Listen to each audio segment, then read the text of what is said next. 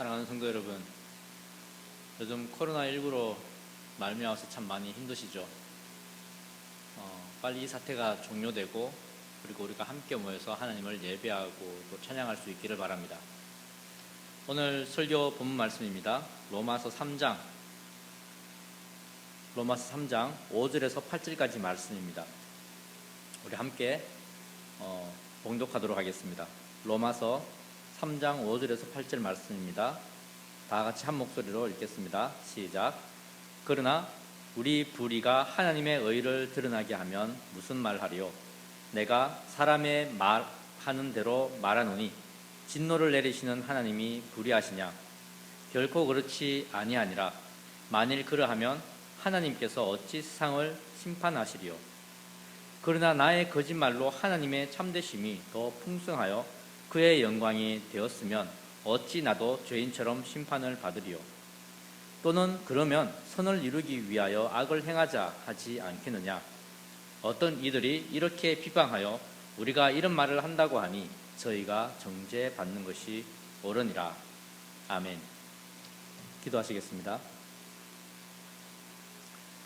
사랑과 은혜의 하나님 아버지, 감사합니다.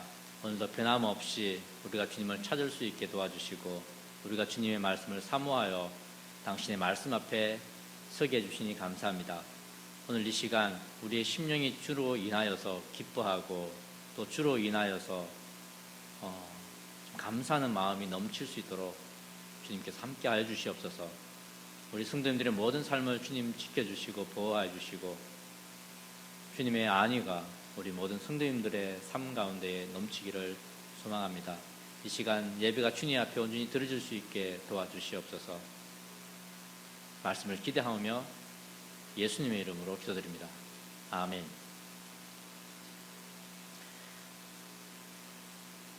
우리는 지난주에 바울이 소개하는 유대인들로부터 예상되어지는 질문 두 가지를 접할 수 있었습니다. 그것은 바울이 유대인들을 대놓고 면박을 주니까 그들의 심정을 질문 형식으로, 그리고 그에 따른 유대인들의 일종의 반박문과 같은 질문이었습니다. 첫 번째 질문은 유대인으로서의 긍지를 엿볼 수 있는 것이었죠. 나쁘게 말하면 교만과 오만함이라고도 말할 수 있을 것 같습니다. 자신들에게는 유대인으로서의 특권과 할례 유익이 분명 있지 않겠는가? 라는 질문이었습니다. 두 번째 질문은 바울의 질책이 자신들과는 상관이 없다는 뉘앙스를 가지는 것으로 혹시 몇몇 유대인들이 율법을 범하는 불신앙의 삶을 산다고 해도 자신들을 향한 하나님의 미쁘심은 변함이 없을 것이다 라는 내용이었습니다.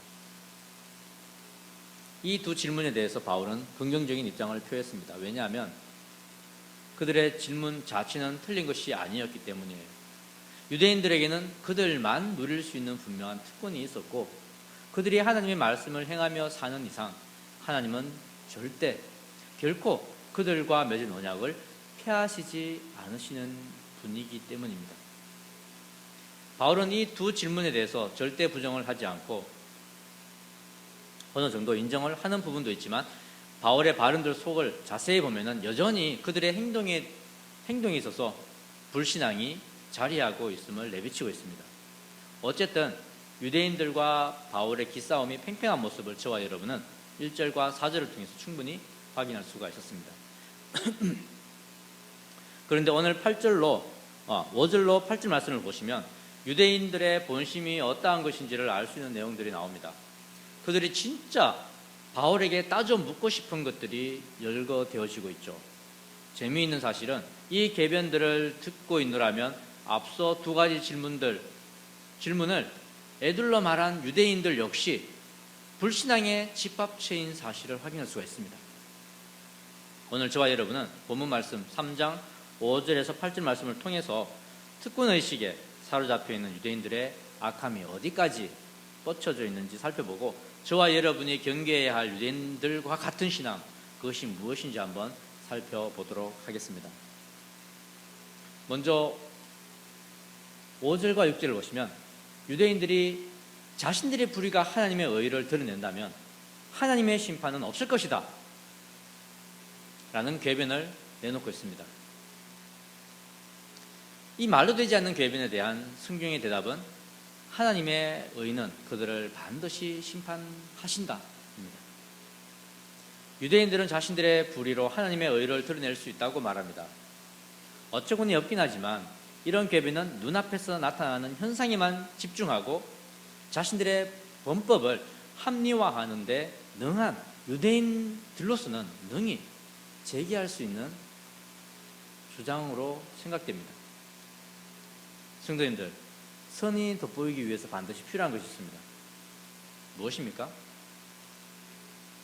선이 돋보이기 위해서 반드시 필요한 것 맞습니다. 그건 바로 악입니다.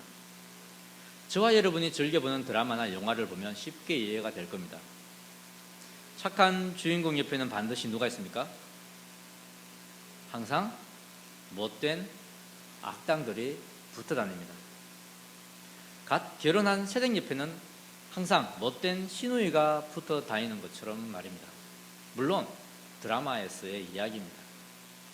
영화나 드라마를 보시면 조마조마해지고 때로는 분노가 치밀어 오르는 이유, 바로 이 때문일 것입니다. 스토리의 흥미를 끌어올리기 위해서 반드시 선인과 악인의 구도로 드라마나 영화는 지켜지고, 이러한 구도를 통해서 악인이 악을 꾀하면 꾀할수록 선인의 선은 상대적으로 더 부각이 되어집니다. 어쩌면 지금 유대인들은 그런 입장을 취하고 있지 않은가라는 생각이 들어요. 단지 억지를 부리고 궤변을 쏟아내는 측면에서만 봤을 때 말입니다. 앞서 말했지만 유대인들의 특징은 눈에 보이는 것에 많은 관심을 나타냅니다. 그 보이는 것이 더 효과적으로 잘 드러나면 이왕이면 좋겠죠. 영화나 드라마에서 선을 더 부각시키려면 악의 레벨을 높이면 되는 것처럼, 유대인들의 변명을 보면 유대인들은 그런 삶을 본인들이 만들어서 하나님의 선하신 의를 드러내기만 하면 그만이다 라고 생각하는 것 같습니다. 참 말도 안 되는 발상입니다. 하지만 여기에는 문제가 있죠. 어떤 문제인가요? 그 악이 나와 상관이 없이 의도치 않은 상황에서 등장한다면 어쩔 수 없겠지만, 문제는 유대인들이 스스로 그 역할을 한 것이고 또 하고 있고 또 하겠다라는 것입니다. 자신들이 악인이 되어서 하나님의 선을 드러내겠다는 참 재미있는 발상입니다. 그것도 악인의 레벨을 높여서, 악행의 레벨을 높여서 하나님의 간섭하심을 통해서 그분이 살아계심을 나타내 보이겠다라고 말하고 있습니다. 꼭 요즘 세상을 뒤집어 놓은 사이비 종교 집단과 같은 발상 아닐까요? 그러면 눈에 보이는 현실을 한번 따져보도록 하겠습니다. 성도님들, 인간이 불의하면 불의할수록 하나님의 의로우심은 세상에 드러납니까? 아니면 그 반대입니까? 너무 깊게 생각하지 마시고 그냥 유대인들처럼 가볍게 한번 생각해 보시길 바랍니다. 하나님은 유대인들이 악을 행할 때에 이 세상 가운데 나타나셨나요? 나타나지 않으셨나요? 일반적인 경우는 분명히 그들 앞에 나타나셔서 그들을 심판하셨습니다. 그렇죠? 즉 그분은 자신이 의로운 하나님이시라는 사실을 심판을 통해서 때로는 보이셨습니다. 그렇다면 이 현상을 보면서 이런 결론을 내려도 되는 걸까요? 유대인들의 결론 말입니다. 죄인들 앞에서 나타나셔서 하나님께서 자신의 의로우심을 드러내시도록 자신들이 죄를 열심히 짓겠다라는 이 발상, 과연 옳은 생각인가요? 근데 더 놀라운 발상이 뭐냐면은, 그렇다면 불의를 행하는 자들은 하나님의 심판의 대상이 되어야 함에도 불구하고 그건 또 인정하기 싫다라는 거예요. 불의를 행하면서 하나님의 심판은 싫다라는 것입니다. 제가 5절 앞부분을 한번 읽어보겠습니다. 그러나 우리 불의가 하나님의 의를 드러나게 하면 무슨 말 하래요? 이런 주장을 하는 유대인들의 속셈, 그 속셈은 자신들이 비록 불의를 행하지만 하나님의 의를 드러냈다면 하나님의 심판은 받지 않을 거라는 기대감 때문입니다. 하나님의 의만 드러낼 수 있다면 자신들의 불의는 문제가 되지 않는다라는 착각에 빠져 있는 것이죠.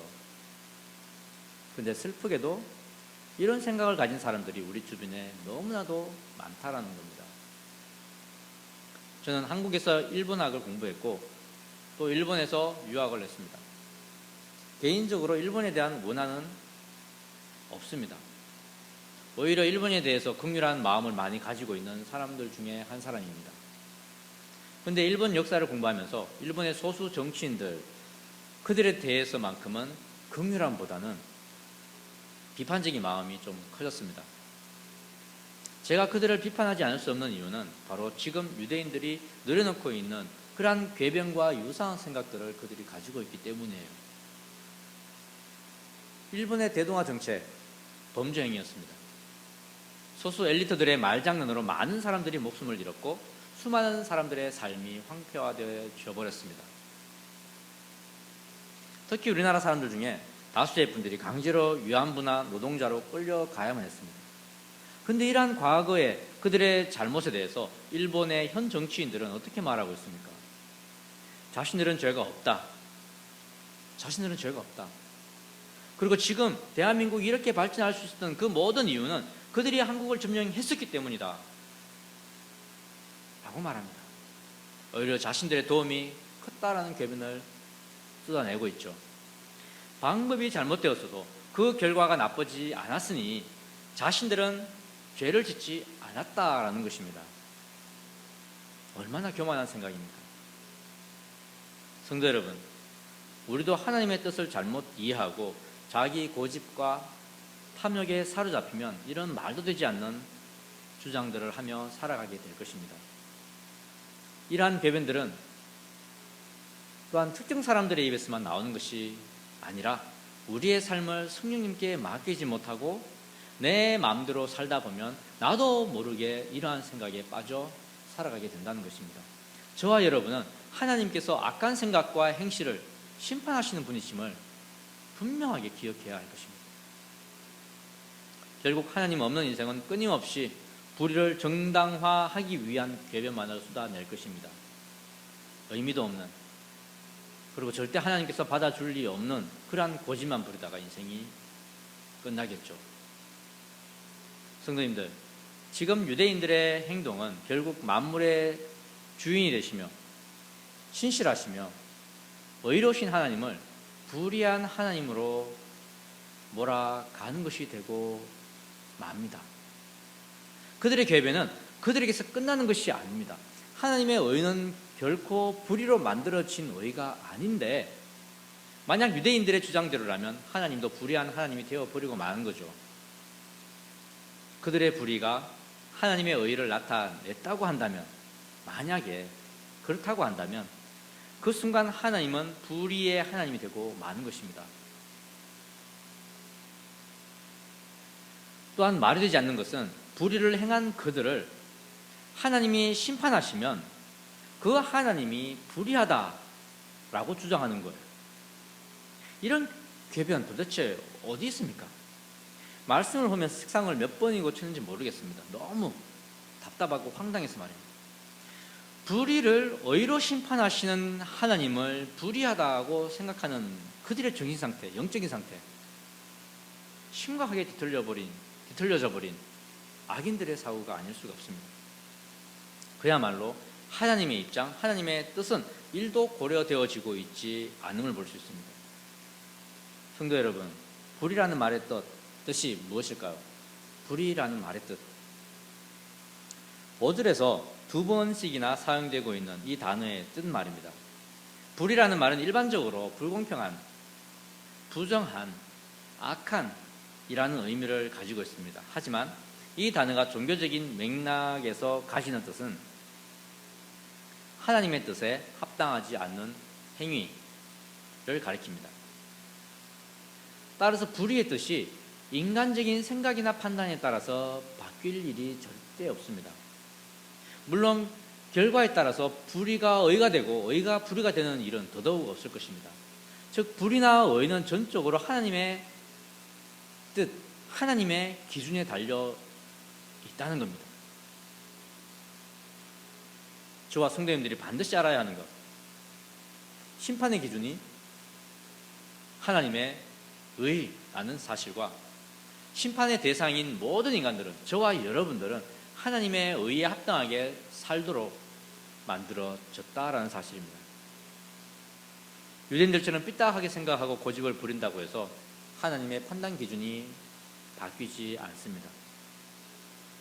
바울이 말하는 5절 후반절에서 이렇게 말하죠. 진노를 내리시는 하나님이 불의하시냐? 이렇게 반문하는 이유, 그 이유가 바로 이것입니다. 결코 하나님은 자신의 의를 바꾸시지 않는다는 것입니다. 그리고 계속해서 6절에서 이렇게 말합니다. 결코 그렇지 아니하니라. 만일 그러하면 하나님께서 어찌 세상을 심판하시리요? 하나님은 인간의 생각에 연연하지 않으십니다. 그분이 세상을 창조하셨고 다스리시고 심판하실 분이시기 때문입니다. 하나님은 심판의 대상을 불문하고 그들이 어떤 궤변을 늘어놓는다고 해도 오직 공의로서 심판하실 것입니다. 그 공의는 그들이 불의를 행했다면 환난과 공고로 마지막 때는 영원한 지옥불에 처하는 것으로 나타날 것이며, 그들이 하나님의 의를 행했다면 영광과 존귀와 평강, 그리고 마지막 때엔 영원한 생명을 얻는 것으로 이어지게 될 것입니다. 좀 생뚱맞긴 하지만 어떻게 보면 하나님의 심판은 모든 인간들에게 참 평등하다라는 생각이 듭니다. 많이 가졌다고, 적게 가졌다고, 영생이 멀어졌다, 가까워졌다 하지는 않으니까요. 열심히 살았다고, 아니면 좀 여유를 부리며 살았다고 해서 하나님께서 그것으로 최종적인 판단을 하시지는 않으니까요. 과거에 착하게 살았던, 아니면 반대로 과거에 죄를 많이 지었던 하나님의 판단은 의로우신 예수 그리스도를 믿는 믿음에 있으니 얼마나 공평한 것입니까? 나의 신체에 어떤 문제가 있든, 아니면 다른 누구보다도 빼어나고 타고난 신체 조건을 가졌던, 하나님의 최종적인 판단은 보이는 외적인 것이 아니라 하나님의 뜻에 얼마나 순종하며 살았는지를 따지시니 그분은 참 공평하신 하나님이십니다. 그분의 의에 처음부터 합당했던 자가 없으며 그분의 사랑과 은혜에서 처음부터 배제된 자 없었습니다. 우리 모두는 하나님의 의에 합당하게 살아갈 수 있는 공평한 기회를 예수 그리스도의 십자가의 사랑으로 얻게 되었음을 잊지 마시기 바랍니다. 바울은 계속해서 유대인들의 마음속에 나의 것으로 하나님의 참되심이, 나의 거짓으로 하나님의 참되심이 드러나 하나님께 영광이 되면 괜찮은 거 아니냐? 라는 자기 합리화의 모습이 있음을 덜쳐내 보여주고 있습니다. 유대인들의 잘못된 신앙이 얼마나 확고한지를 알 수 있는 대목입니다. 유대인들은 율법을 행하지 않았을 뿐만 아니라 거짓말도 아무런 죄책감 없이 내뱉는다라는 사실을 확인할 수 있어요. 5절과 6절의 불의가 참 추상적인 내용이었다면 7절은 매우 구체적인 모양으로 하나님의 의를 거스르고 있음을 보여주고 있습니다. 7절 함께 읽어보도록 하겠습니다. 7절입니다. 시작. 그러나 나의 거짓말로 하나님의 참되심이 더 풍성하여 그의 영광이 되었으면 어찌 나도 죄인처럼 심판을 받으리요. 황당 그 자체입니다. 거짓말을 해서 회당에 사람들이 많이 모이고 거짓말을 해서 회당이 더 재정적으로 안 죽는다면 그것은 하나님께 영광이 된다라는 식의 주장을 펼치고 있는 거예요. 꼭 어떤 집단을 보는 것 같지 않습니까?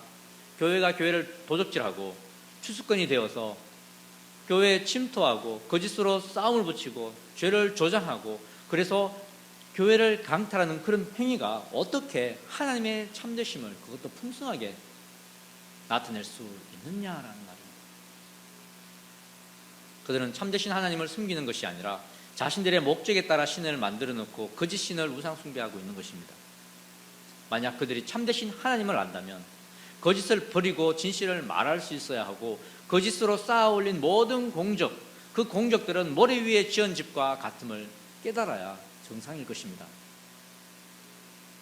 그러나 그들 속에 진리를 사모하는 마음, 그 마음 자체가 없다는 것은 예수 그리스도의 모든 십자가 사역을 거부했다라는 명백한 증거입니다. 참된 진리의 복음 위에 믿음이 형성되어 있지 않은 것이죠. 상식적으로 봐도 성도님들, 거짓은 사람들을 하나 되게 할 수 없습니다. 그렇지 않습니까? 거짓은 관계를 파괴하고 이웃의 삶을 무너뜨리는 악독한 범죄입니다. 거짓은 거짓을 말하는 자들과는 거짓으로 하나 되게 할 수는 있지만, 즉 사기꾼들은 자기들끼리는 잘 뭉칩니다. 그렇지만 이들에게 불가능한 것은 세상 사람들과 사이좋게 지내는 거예요. 하나 되는 겁니다. 물론 하나님의 참된 백성들과 하나 된다는 것은 더욱 불가능한 일이겠죠. 진리를 모른 채 말입니다. 무엇이 하나님에 대한 바른 믿음이냐라는 말을 하지 않더라도 그들은 세상을 다스리시는 하나님의 섭리, 즉 양심과 도덕과 윤리를 어느 정도 인지하고 있는 사람들과는 절대 가까워질 수가 없습니다. 그렇기 때문에 그들은 신분을 감추는 것이고, 그렇기 때문에 숨어서 자기들 방식대로의 신앙생활을 열심히 하고 있는 것입니다. 이번 코로나19 사태로 말미암아 그들이 사람들로부터 얼마나 욕을 먹고 있는지 다들 잘 아실 겁니다. 참된 기독교인들이 아닌데도 세상 사람들은 구구절절 옳은 말만 쏟아내고 있습니다. 그렇다고 그들이 하나님의 성품이나 예수 그리스도의 십자가의 깊은 의미를 말하면서 비판하는 것이 아닙니다. 상식과 윤리, 그리고 도덕과 양심만으로도 세상은 이단 무리들을 혹독하게 질타하고 있습니다.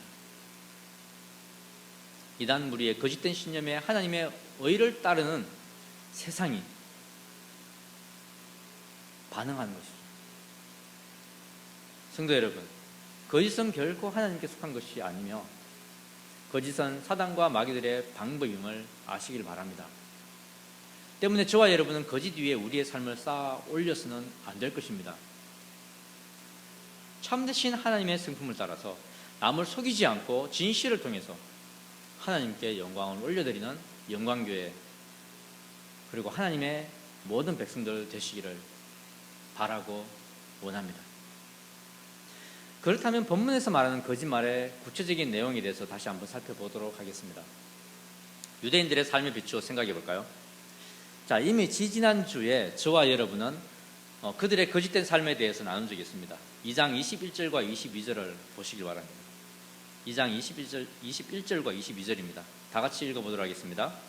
시작. 그러면 다른 사람을 가르치는 내가 내 자신을 가르치지 아니하느냐? 도적질 말라 반포하는 내가 도적질하느냐? 간음하지 말라 하는 내가 간음하느냐? 우상을 가증히 여기는 내가 신사 물건을 도적질하느냐? 아무리 봐도 이 구절들은 이단 무리들 들으라고 하는 말씀 같아요. 유대인들은 하나님의 의를 가르치면서도 자신들의 거짓된 삶을 살았습니다. 하나님께서 제일로 싫어하시는 것들, 즉 도적질과 간음을 자신들과는 무관한 하나님의 율법이라고 생각했던 것 같아요.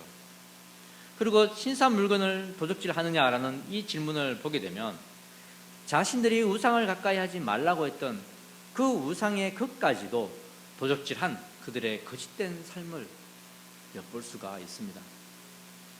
얼마나 탐욕으로 가득한 삶이었는지 알 수 있지 않습니까? 하나님은 22절에서 우상 앞에서도 거짓되게 행동해서는 안 된다라고 말씀하고 계십니다. 그렇다면 이단의 무리들은 어떻습니까? 하나님의 것을 거짓말과 사기 행위로 약탈하고 있지 않습니까? 심지어 그리스도의 몸된 교회까지도 침범합니다. 그러면서 당당하게 하나님의 나라를 위한 것이라고 말합니다. 자신들의 거짓된 행위들이 참되신 하나님을 더욱 풍성하게 드러냈다고 말합니다. 거짓과 범법이 하나님께 영광이 될 수 있다고 말하면서 말입니다. 사랑하는 성도 여러분, 하나님의 참된 백성들은 거짓으로 하나님의 영광을 드러낼 수 없습니다. 그들은 이웃들의 물건을 도적질하면서도 주의 영광, 간음을 하면서도 주의 영광, 우상의 신전에 있는 물건을 훔치면서도 주의 영광을 외쳤습니다. 성경은 그런 자들에게 임할 미래 오직 하나님의 심판뿐이라고 말하고 있습니다.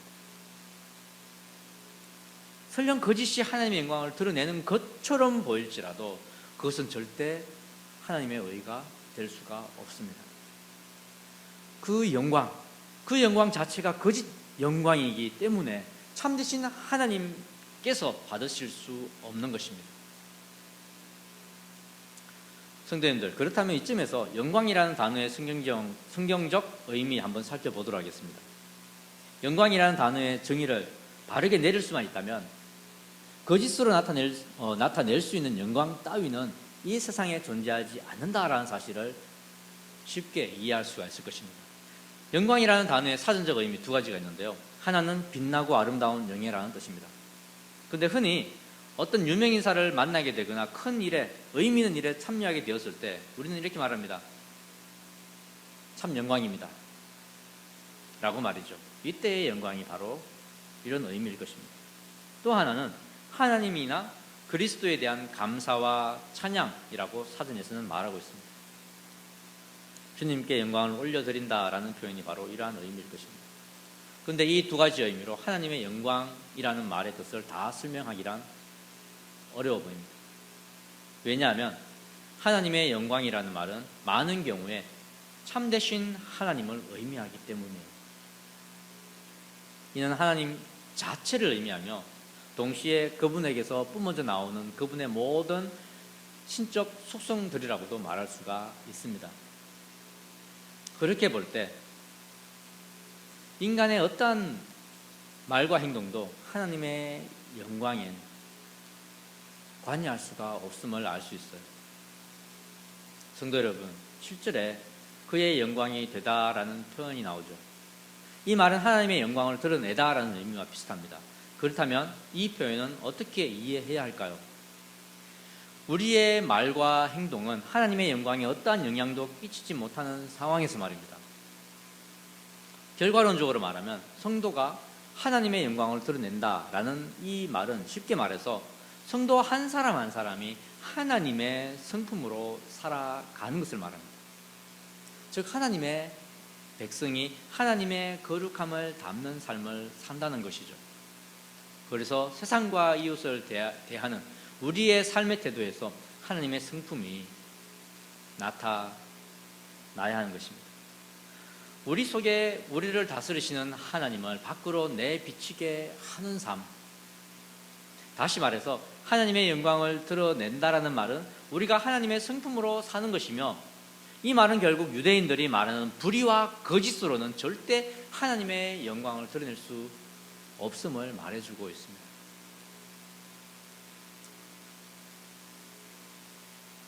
하나님께서 사람을 하나님의 형상대로 만드신 이유 무엇일까요? 여러 가지 해석들이 있을 수 있습니다. 하나님과 같은 사고 능력과 인격을 갖추도록 하기 위해서 하나님의 형상대로 우리를 만드셨을 수도 있고, 윤리와 도덕적 삶을 살도록 하기 위해서 하나님의 형상을 본떠서 우리를 창조하셨을 수도 있습니다. 하나님과 정신적으로 그리고 영적으로 공감할 수 있도록 하기 위해서일 수도 있습니다. 땅을 통치하는 하나님의 대리자가 되게 하기 위해 하나님의 형상대로 우리를 창조하셨을 수도 있습니다. 그런데 이 모든 가능성을 다 포함할 수 있는 표현이 있는데, 그것은 인간들로 하나님의 영광을 드러내게 하기 위해서 하나님께서 인간을 하나님의 형상대로 만드셨다라는 사실입니다. 그렇다면 우리가 예수 그리스도를 믿고 하나님의 자녀가 되었다면 우리에게서 무엇이 드러나야 합니까? 바로 하나님의 형상, 하나님의 성품이 드러나야 하는 것입니다. 우리의 말에서 참된 것과 사랑의 언어들이 나와야 하는 것입니다. 우리의 행실에서 하나님의 의와 거룩함이 묻어나야 하는 것입니다.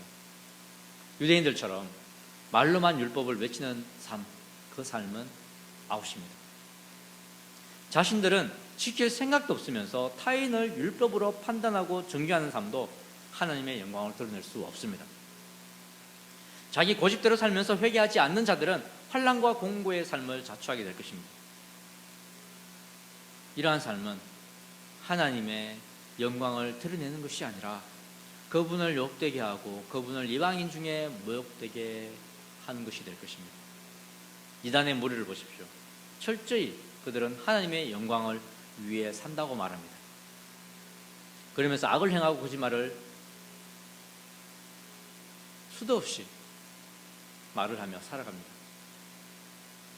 어제 TV를 보니까 어떻게 하면 사람들을 더 자연스럽게 속일 수 있는지를 훈련받는다라고 하더라고요. 이것이 전도 훈련이라고 합니다. 사랑하는 성도 여러분, 거짓에 속지 마십시오.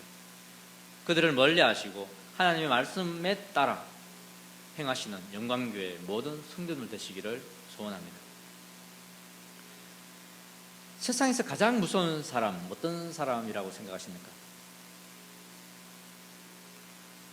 그것은 너 죽고 나 죽자 라며 덤벼드는 사람이 아닐까요? 그러면 영적으로 봤을 때 가장 무서운 자들은 어떤 사람들일까요? 저는 8절과 같이 말하는 사람이라고 생각합니다. 뭐라고 말하고 있죠? 8절 앞부분을 제가 한번 읽어보도록 하겠습니다. 또 그러면 선을 이루기 위하여 악을 행하자 하지 않겠느냐. 이 궤변, 선을 이루기 위해 악을 행하자 라는 말은 인간의 가장 추악한 죄성과 거짓됨을 나타내는 표현이라고 할 수 있습니다. 선을 위해 악을 행하자 라는 말은 결국 인간 되기를 포기하자는 말과 같습니다. 바울은 이미 예상되는 유대인들의 두 가지 질문과 그들 마음속에 있는 이상하기 짝이 없는 궤변들을 소개했습니다. 그리고 이를 바탕으로 유대인들이 최종적으로 어디까지 타락해 가게 될지를 말해주고 있는 것이죠. 선을 위해 악을 행하자. 하나님을 왜곡되이 믿는 믿음과 인간의 탐욕에 사로잡힌 자들이 취하게 될 가장 최악의 상태. 저는 처음 설교를 준비할 때부터 지금까지 이 궤변들로 인해 머리가 너무 아픕니다. 상대할 아무런 가치가 없는 유대인들의 주장을 며칠째 묵상하고 있으니 제 머리가 괴상하게 변해져 버리는 것 같습니다. 아무튼 중요한 사실은 하나님 앞에서 불의를 행하는 자, 하나님의 영광을 위해서는 거짓도 씀지 않고 행하는 자, 이런 자들의 마지막 주장은 바로 선을 위해 마음껏 악을 행하자입니다. 하나님의 의와 참되심이 무엇인지, 그분의 영광을 드러내는 삶이 무엇인지, 불의에 진노하시는 하나님의 의가 무엇인지를 모르는 사람들은 입으로는 선을 말하고 행동으로는 마음껏 악을 행하게 될 것입니다. 유대인들의 모습 기억하시나요? 2장 21절에 다른 사람을 가르치는 내가 내 자신을 가르치지 아니하느냐라는 말씀이 있습니다. 말로 다른 사람에게 하나님의 율법, 하나님의 말씀을 가르치면서 자신에게는 가르치지 않는 자들, 이러한 생각을 가지고 살게 되면 도적질하고 간음하고 판단하고 고집부리고 자기 욕심을 위해 무리를 만들고 외적인 환경을 자랑하는 그러한 삶에 도취되어져 버릴 겁니다. 결국 하나님의 심판을 피할 수가 없게 되는 것이죠. 이들이 말하는 선을 이루기 위하여 악을 행하자라는 말은 또 다른 의미가 있습니다. 뭐냐면 이러한 자들은 굉장히 주도적으로 악을 행하게 된다는 것입니다. 우리 성경에 행하다에 해당하는 헬라어의 원어적 의미는 만들다 또는 창조하다입니다. 이 말은 적극적인 창조활동을 의미하는 거예요. 이들은 어쩌다 보니 악한 결과를 가져왔거나 어쩔 수 없어 악한 행동을 한 것이 아닙니다. 이들은 처음부터 끝까지 주도 면밀하게 악을 적극적으로 계획하고 새로운 못된 일들을 창조하는 삶을 살게 되는 것입니다. 마치 요즘 한간에 너무 유명해진 이단의 무리들처럼 말입니다. 모든 것이 생명책에 이름을 올리기 위한 일이라고 말합니다. 정말 좋은 말이 아닙니까? 그러나 그 생명책에 이름을 올리기 위해서는 가족과 친구와 이웃들을 속여야 하고, 배우자를 버리거나 부모는 자식을, 자식은 부모를 버리기까지 해야 합니다. 육적인 가족을 사치라고 그들은 말하는 것을 들었습니다. 우리가 지난 주일 본문에서 다루지 않은 부분이 있었는데 바로 구약의 인용 부분이었어요. 4절을 보시길 바랍니다. 중간점 보시면은 주께서 주의 말씀에 의롭다함을 얻으시고 판단받으실 때에 이기려 하심이라. 무슨 말일까요? 이 말은 하나님의 미쁘심과 의로우심은 절대 바뀌지 않는다라는 말입니다. 몇몇 사람들이 불의한 행동을 하더라도 하나님은 모든 인간들을 향한 하나님의 미쁘심과 의로우심을 피하시지 않으신다라는 거예요. 그래야 하나님은 의로우신 분이 되며 사람들이 생각할 때에 그분을 참된 하나님으로 인정하게 될 테니까요. 성도 여러분, 이왕 믿음 생활을 시작했다면 정말 바르게, 정말 신실하게 하시기를 바랍니다. 무슨 말이냐면 악으로 순한 일들을 하지 말자라는 말입니다. 악으로 순한 일을 하지 말자. 악으로 할 수 있는 순한 일은 이 땅에 결코 존재할 수 없습니다. 악한 의도로 시작되는 그 일은 그것이 전도이든 선교이든 좋은 결과로 나타나든 많은 사람들에게 은혜가 되든 결코 선하신 하나님께는 영광이 되지 못합니다. 영광이 되지 않는 것에서 끝나는 것이 아니라 회개치 않고 고집을 부리며 계속해서 악을 행하게 된다면 그 속에 그리스도 예수의 십자가와 하나님의 형상이 없다라는 의미이며 이는 곧 마지막 예수 그리스도의 공중 재림 때에 심판을 피하지 못하게 되는 결과를 가져온다는 의미가 될 것입니다. 8절 마지막 부분은 이렇게 기록합니다. 저희가 정죄받는 것이 옳으니라. 하나님께서는 일체의 악을 용납하시지 않으십니다. 때문에 저와 여러분은 악의 모든 모양이라도 버려야 합니다. 유대인들처럼 우리의 악함을 정당화하기 위해 어떤 구실을 찾아서도 안 될 것입니다. 악을 행했다면 반드시 회개하고 주님 앞에 다시금 서야 할 것입니다. 악을 정당화하는 자들은 결국 도덕마저도 윤리마저도 양심마저도 폐기하고 말 것입니다. 더 이상 우리 안에 하나님의 형상이 나타나지 않게 될 것입니다. 하나님의 영광, 하나님의 신실하심을 말하는 그 입은 하나님께 가증한 입술이 되고 말 것입니다. 사랑하는 성도 여러분, 하나님 앞에 진실하게 그리고 선한 모습으로 서시기를 바랍니다. 믿는 자들에게 맡겨진 하나님의 말씀을 끝까지 붙들고 그 말씀을 나에게 가르치며 항상 하나님의 성품으로 세상을 향해 나아가시기를 소망합니다. 그래서 저와 여러분은 진실된 입술과 선한 행실로 하나님의 살아계심을 세상 가운데 나타내고 그분의 의와 미쁘심, 그 미쁘심을 날마다 찬양하며 감사하며 살아가는 영광교회 모든 성도님들 되시기를 주의 이름으로 축원합니다. 기도하시겠습니다. 하나님 감사합니다. 오늘 주신 이 말씀을 우리의 마음판에 새기게 하여 주시옵소서. 우리의 삶 가운데 하나님의 뜻에 맞지 않는